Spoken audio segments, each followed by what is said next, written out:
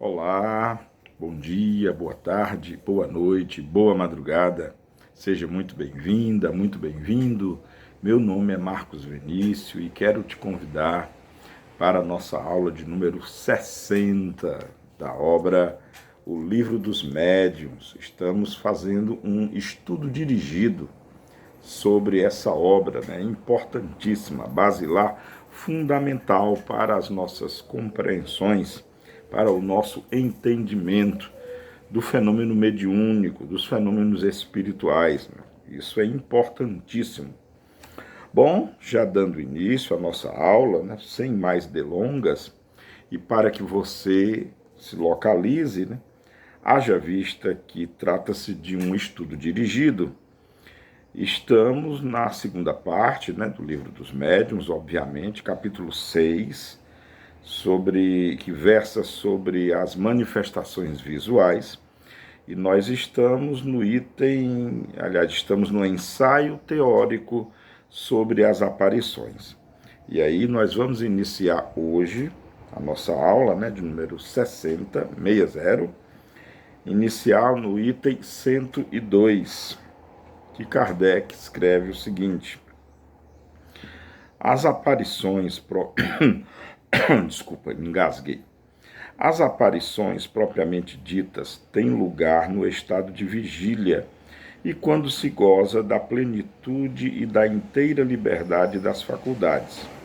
Apresentam-se geralmente sob uma forma vaporosa e diáfana, algumas vezes vaga e indecisa. À primeira vista, frequentemente é um clarão esbranquiçado, cujos contornos se desenham pouco a pouco. De outras vezes, as formas são nitidamente acentuadas e se distinguem os menores traços fisionômicos, ao ponto de se poder fazer uma descrição muito precisa.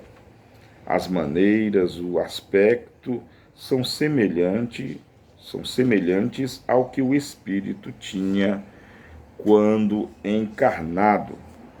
Então, como é um pouquinho extenso o item 102, vamos já fazer o comentário.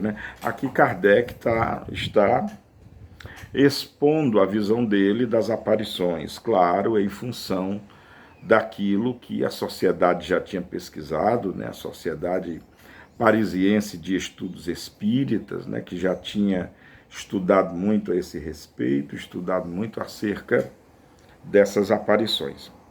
É importante entender, acho que a essa altura, uma vez que nós já falamos bastante sobre perispírito, é preciso entender que quando se vê o espírito, aliás, ninguém vê o espírito, O espírito ele é invisível aos nossos olhos, até mesmo aos olhos espirituais. Nós não temos compreensão da visão do espírito como ele é. O que se vê é o duplo etéreo. Então, esse contorno que Kardec fala, os detalhes, as nuances, o delineamento, que nos faz, inclusive, identificar o espírito, assim, com o que ele está vestindo, se está usando chapéu, se é homem ou mulher, se tem cabelo curto ou grande, se está usando algum diadema, alguma fivela, enfim. Essa visão é a visão duplo etérea, O médium, o vidente que consegue enxergar, está enxergando o duplo etéreo. E quando você enxerga uma aparição que você não consegue identificar, como Kardec até descreveu aqui, você só descreve como uma luz, mas sem saber o contorno, sem saber se é homem ou mulher, como está trajando, aí o médium está vendo o perispírito, a emanação do espírito, que claro, nós sabemos já hoje que trata-se do espírito também, mas é muito importante entender essas nuances, tá bom? Bom, continuando aqui o item 2, no segundo parágrafo, que é o maior. Podendo tomar todas as aparências, o espírito se apresenta sob aquela que melhor o faz reconhecer, se tal é o seu desejo. Então, aqui o espírito ele se faz aparecer da forma que ele deseja, né? No entanto, ficam algumas perguntas: como ele faz isso? Como ele pode sintonizar a sua aparência, né? Percebam que são questões bastante contundentes, né? E Kardec continua. Assim, embora como espírito não tenha nenhuma enfermidade corporal, ele se mostrará estropiado, coxo, corcunda, ferido, com cicatrizes, se isso for necessário para se constatar sua identidade. Lembrando, claro, com muita pertinência, que doenças são características físicas e o espírito não tem mais um corpo físico, mas ele pode muito bem plasmar, digamos assim, essas características no afã, no sentido de se fazer identificado, né? Muito lógico, então. Bom, Esopo, por exemplo, como espírito, não é disforme. Esopo, por exemplo, como espírito, não é disforme, mas se for evocado como Esopo, embora tenha tido várias existências depois, aparecerá feio e corcunda com o traje tradicional. Aqui ele está falando do personagem Esopo, né? Depois vocês deem aí uma pesquisada quem foi Esopo. Bom, mas é tipo um corcunda de Notre Dame, vamos dizer assim, né? Bom, uma coisa notável é que, a menos de circunstâncias particulares, as partes menos desenhadas são os membros inferiores, enquanto que a cabeça, o tronco, os braços e as mãos são sempre nitidamente observados. Assim, não se o vê quase nunca andar, mas deslizar, como as sombras. Quanto ao traje, o mais ordinariamente se compõe de uma roupagem terminando em longo franzido flutuante. Em todo caso, é com uma cabeleira ondulante e graciosa a aparência dos espíritos que nada conservaram das coisas terrestres, mas os espíritos vulgares, os que se conheceu, têm geralmente o traje que usavam no último período de sua existência. Frequentemente têm atributos característicos de sua elevação, como uma auréola ou asas para aqueles que se podem considerar como anjos, enquanto outros têm algo que lembra suas ocupações terrestres. Assim, um guerreiro poderá aparecer com sua armadura, um sábio com livros, um assassino com um punhal, etc. Os espíritos superiores têm uma figura bela, nobre e serena. Os mais inferiores têm alguma coisa de selvagem e de bestial, e algumas vezes carregam ainda os traços de crimes que cometeram ou de suplícios que tenham suportado. A questão do traje e de todos os seus acessórios pode ser a que mais espanta. Voltaremos ao assunto em um capítulo especial, porque dá lugar a outros fatos muito importantes. Aqui, como eu já expliquei, né, trata-se do duplo etéreo, mas Kardec não conhecia o conceito de duplo etéreo, né, a essa época. Na verdade, Kardec desencarnou sem conhecer o conceito de duplo etéreo, que foi posterior ao seu desencarne, né, que foi em 31 de março de 1869. Bom, então aqui as aparências, os adereços, tudo já explicado, né, como eu já falei anteriormente. Vamos então ao item 103 agora. Dissemos que a aparição tem qualquer coisa de vaporosa. Em certos casos, poder-se-ia compará-la à imagem refletida num espelho, sem aço e que, apesar de sua nitidez, não impede de se ver através dela os objetos que estão por detrás. Muito interessante que aqui ele está falando daqueles espelhos antigos, né, que ainda não eram de vidro, ainda não eram tão refletores assim, era mais um aço bem polido. Eu queria ainda voltar, eu devia ter comentado no item anterior, o item 102, né, de um fato peculiar de nas aparições quase nunca aparecerem as pernas, né, dos espíritos, como Kardec frisou no item anterior. O espírito, a aparição termina com um vestuário franzido e o espírito como que desliza, como se ele não tivesse caminhando, mas ele só flutuasse. Interessante essa observação, né? Então, voltando aqui com relação... aqui Kardec está no item 103, voltando agora ao item 103, né? Kardec está nos lembrando acerca da aparição, né, da nitidez, do aspecto vaporoso. Quando você assiste aqueles filmes antigos, né, onde as pessoas se olham no espelho, muito diferente do espelho de hoje, que a nossa imagem é nítida, né? Ali o espelho, antigamente, né, o espelho ele era meio fosco, meio, a imagem fica muito borrada, muito interessante essa descrição também. Bom, e aí Kardec continua aqui no item 103. A miúdo é assim que as distinguem os médiuns videntes. Vêem-nas irem, virem, entrarem em um apartamento, ou dele saírem, circular entre a multidão de vivos, tendo ares de, pelo menos para os espíritos vulgares, tomar parte ativa em tudo o que se faz ao seu derredor, e se interessar por tudo e escutar o que se diz. Comumente, se as vê se aproximarem de uma pessoa, lhe soprarem ideias, a influenciarem, consolá-la, se são boas, escarnecendo-as se são malignas, mostrando-se tristes ou contentes do resultado que obtêm, em uma palavra, são o forro do mundo corporal, né?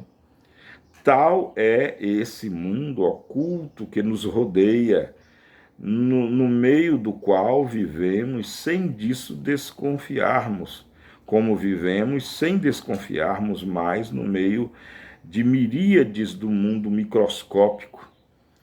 O microscópio nos revelou o mundo dos infinitamente pequenos, que não supunhamos.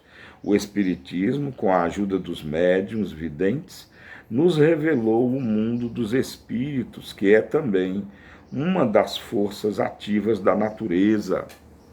Com a ajuda dos médiuns videntes, podemos estudar o mundo invisível, iniciar-nos em certos hábitos, como um povo de cegos poderia estudar o mundo visível com a ajuda de alguns homens que gozassem da visão. E aqui tem uma nota, né, uma pequena observação, vê adiante no capítulo dos médiuns, o artigo concernente aos médiuns videntes. E aqui é muito interessante mesmo, tá? Esse item 103, porque ele nos fala com muita pertinência, né? Com muita propriedade, destrincha, né? Interpreta o que seria o mundo dos espíritos, né? Que de certa forma é o nosso mundo também. Como Kardec acabou de descrever aqui, os espíritos nos rodeiam, eles entram e saem dos apartamentos, das casas, dos quartos, das salas, eles andam na multidão, ou seja, eles estão aqui, o mundo deles é esse também, só que eles são invisíveis para a maioria esmagadora das pessoas. Só os médiuns videntes conseguem vê-los, e mesmo assim, numa pequena janela de amostragem, e Kardec faz uma comparação muito interessante mesmo, quando ele nos lembra que nós vivemos, né, isso é um fato também, nós vivemos rodeados de seres microscópicos. Agora mesmo, onde você está, de onde quer que você esteja, me vendo, me ouvindo, ao seu redor tem uma miríade, tem uma quantidade enorme de seres invisíveis também. Que aí não precisa de médiums, né, para ver esses seres. Aí você precisa de tecnologia, de ciência. Você precisa de um microscópio. Através do microscópio, esses seres invisíveis, né, bactérias de diversas formas, né, de diversas características e espécies, né, estão aqui ao nosso lado, ao nosso derredor, respiramos eles, eles estão no interior das nossas células, no nosso corpo, e nós nem os percebemos. E Kardec deixa claro, assim é com os espíritos. Eles estão aqui também, só que, será que é numa outra dimensão? Ou simplesmente a natureza deles é tal que não há essa interação conosco? São todos que têm essa peculiaridade? São todos que têm essa percepção, né? Há muito que estudar, né? Muito que estudar mesmo, mas muito interessante, muito que refletir aqui no item 103, muito interessante mesmo, muito. E aí vamos encerrar a nossa aula no item 104, o item 104 que diz o seguinte: o espírito que quer ou pode aparecer revestido algumas vezes de uma forma ainda mais nítida, tendo todas as aparências de um corpo sólido, ao ponto de produzir uma ilusão completa e fazer crer que se está diante de um ser corporal. Ou seja, há espíritos que podem aparecer dessa forma, né? Em alguns casos, enfim, e sob o império de certas circunstâncias, a tangibilidade pode tornar-se real, quer dizer, se o pode tocar, apalpar, sentir a mesma resistência, o mesmo calor como o da parte de um corpo vivo, o que não impede de se desvanecer com a rapidez do relâmpago. Então, não é mais pelos olhos que se lhe constata a presença, mas pelo toque. Se podia atribuir à ilusão ou a uma espécie de fascinação, a aparição simplesmente visual não é mais permitida à dúvida quando se pode agarrá-la, palpar, quando ela mesma nos agarra e nos aperta. Os fatos de aparições tangíveis são os mais raros, mas aqueles que ocorreram nestes últimos tempos, pela influência de alguns médiuns poderosos e que têm toda a autenticidade de testemunhos irrecusáveis, provam e explicam os que a história relaciona a respeito de pessoas que se mostraram depois da morte, com todas as aparências da realidade. Além disso, como dissemos, por extraordinários que sejam semelhantes fenômenos, todo o maravilhoso desaparece quando se conhece a maneira pela qual se produzem e se compreende que, longe de serem uma derrogação das leis da natureza, são delas apenas uma nova aplicação. Aqui nos fenômenos de aparição, de materialização, que Kardec lembra assim, que são muito raros, mas são fatos, são factuais, não há como negar. Pessoas muito sérias e libadas verificaram. Madame Curie viu e tocou e apertou a mão de espíritos, abraçou a ela. Incrível, né? Maravilhoso. Bom, muito que estudar, mas vamos parar por aqui, né? Nos nossos 20 minutinhos. Espero que vocês tenham gostado. Deixem aí o seu comentário. Beijo no coração de todas e todos. Amemo-nos como Jesus nos amou e cuidem uns dos outros. Isso é muito importante. Até a nossa próxima videoaula. Tchau.